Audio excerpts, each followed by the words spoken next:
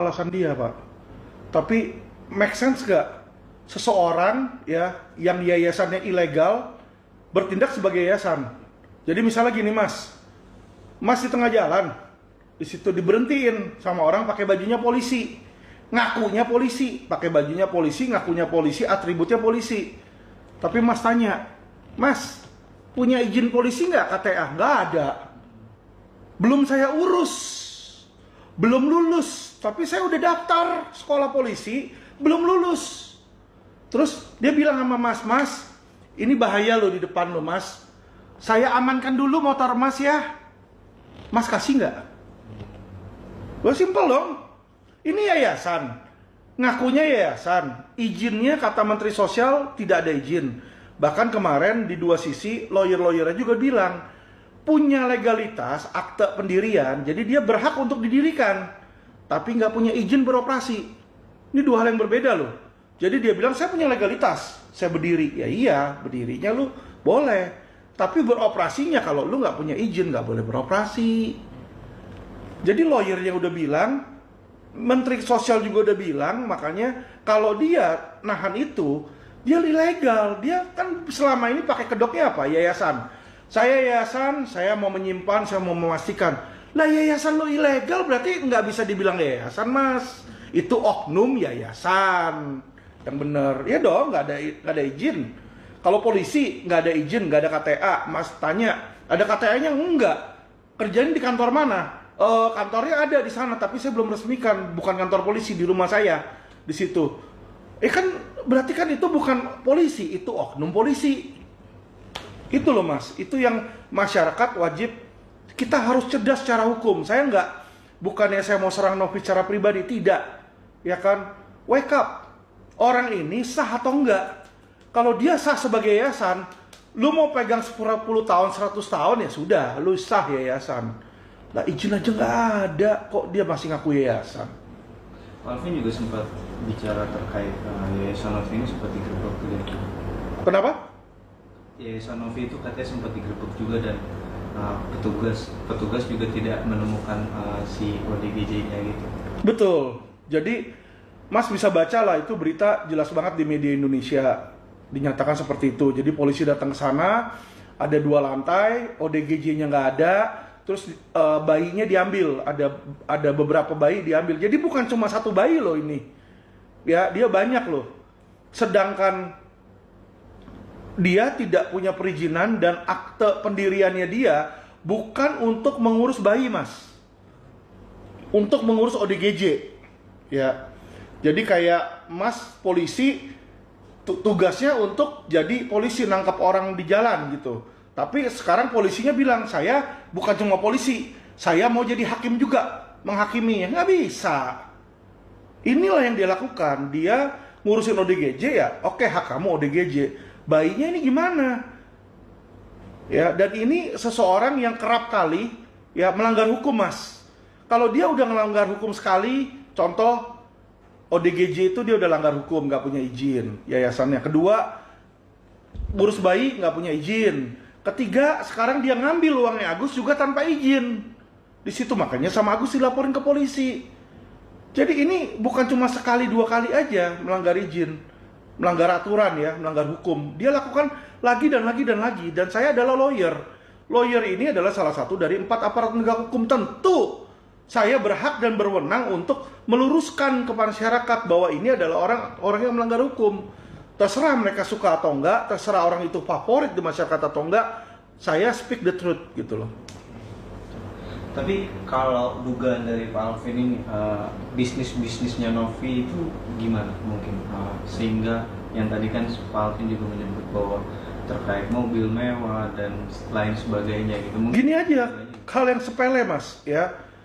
Semua itu, bisnis itu bagus atau enggak, baik atau buruk, ya tergantung dari cash flow, Mas. Berani enggak Novi diaudit? Penghasilannya dia, keluar masuknya dia diaudit. Karena kenapa, Mas? Sesuai undang-undang, itu Mas juga udah tahu, siapa namanya kemarin menteri juga dibilang, kalau mendapatkan uang lebih dari 500 juta, dan harusnya lebih dari 500 juta kalau belasan ODGJ, beli Alphard, apa semua ini udah miliaran, Mas. harusnya diaudit toh oleh apa? Akuntan publik, ya kan? Saya tantang Novi, audit, ikutin aturan pemerintah, bukan aturan Alvin Lim, aturan pemerintah. Audit uang kamu, buka di depan publik. Saya mau lihat. Saya yakin mas, saya yakin seyakin-yakinnya, ya, uang yang dia dapat dari YouTube itu nggak akan cukup. Kalau memang benar dia lakukan itu. Jika tidak, berarti mungkin ada dugaan TPPO. Penjualan orang itu yang saya bilang, dagangin orang. Kalau uangnya kurang, dia jual bayi, kan dia bisa dapat dari situ, tapi dia nggak masukin. Nah, ini yang kita takutkan, ya, dan ini yang tidak boleh. Di Indonesia ini orang jualan, warga negara Indonesia itu jiwa dan daging itu, mas. Nah, jadi saya tantang aja. Oke, kalau dia bilang Alvin Lim salah, Alvin Lim memfitnah, gampang kok buktinya. Transparansi. Audit, transparansi. Bener dong? Lu transparansi, lu bisa tunjukin bahwa keuangan lu match, ya, keuangan lu match, semuanya masuk ke situ, kemana itu pengurusan bayi, apa semua segala macam, ya kan, diaudit oleh akuntan publik. Tunjukkan ke masyarakat. Nah, kalau lu benar, gue minta maaf. Ya kan, tapi saya yakin seyakin-yakinnya, nggak mungkin mas itu. Ya. Karena polisi sampai ngambil bayi, berarti itu sudah yang namanya proses paksa, mas. Pengambilan paksa itu sudah proses paksa, ya, dan itu hanya bisa dilakukan di penyidikan. Dan di mana-mana kalau prosesnya sudah naik dari lidik ke sidik, udah penyidikan, itu berarti polisi sudah memiliki 2 alat bukti yang cukup. Itu yang harus digarisbawahi secara pidana. Polisi itu nggak ngurusin perdata, mas, nggak ngurusin administratif. Orang nggak ada izin gitu, dia nggak urus itu.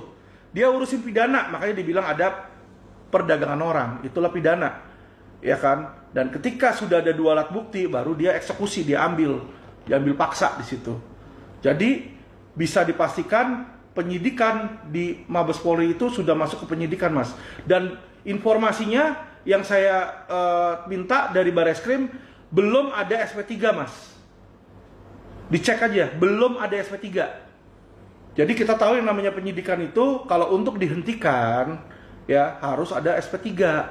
Surat perintah penghentian penyidikan. Nggak bisa main asal, didiemin. Kalau didiemin, di-PTS-kan itu, ini belum berhenti, mas. Kapan aja bisa jalan. Nah, saya minta kepada Mabes Polri untuk dijalankan kembali karena belum dihentikan. Pak Alvin, mungkin ada langkah hukum nggak sih untuk dalam kasus ini dari Pak Alvin sendiri gitu, untuk kasusnya Novi gitu, ada nggak sih langkah hukum dari Pak Alvin gitu, apakah akan melaporkan atau seperti apa? Oh ya ada dong, yang namanya kita somasi, berarti selanjutnya setelah somasi ini selesai, minggu depan kami akan laporkan ke kepolisian. Ya, jadi kalau belum ada permintaan maaf resmi dari orang-orang yang namanya saya sebut di situ ya, antara Novi, Koko Hirocimot, Asam Lambung Melanda di situ ya, saya pastikan mas itu akan ada reperkusinya dan kita akan laporkan mereka ke kepolisian. Dan buat informasi ke mas, saya dapat beberapa lawyer lagi di luaran yang mau bergabung dengan LQ untuk melawan Novi di dalam peperangan melawan ITE ini, mas. Oke, Pak Alvin, menarik nih, ketika beberapa hari yang lalu, kurang lebih 2 hari yang lalu itu kan Fakat Abbas dan juga Denny Sumargo itu sudah resmi berdamai ya, dengan mungkin persyaratannya adalah mencabut laporan-laporan yang ada di Polda dan di Polres. Gitu. Betul. Mungkin bagaimana menanggapinya, Pak? Ya, saya nggak ikut campur di situ karena memang itu wewenang dan urusan dari Mas Farhat ya. Karena Mas Farhat dari awal ini berjuang, kalau Mas tahu ya, tentang uangnya tersebut. Ya, saya nggak pedulin uang. Saya tidak dapat uang 1 sen pun belain Agus. Pengobatan Agus pun saya minta donatur. Saya nggak minta siapa-siapa, nggak minta bantuan dari mana-mana di situ. Dan yang ketiga adalah saya mau menciptakan ruang media sosial yang santun dan bersih dari bulian, mas. Itu aja. Jadi ini 2 hal yang berbeda, ya kan? Novi ini melakukan beberapa pidana, itu yang harus mas garis bawahi. Pertama, diduga dia merampok uangnya Agus. Ketika dia ambil uang dari rekening Agus yang udah masuk di Agus, itu ada dugaan pidana, mas, baik tipu gelap maupun perampasan. Nah, si Bang Farhat laporin ke Polda, laporin perampasan, mas, di situ. Jadi tentang uang nih, ya, tentang donatur pun keperdataan, tentang uang juga, mas.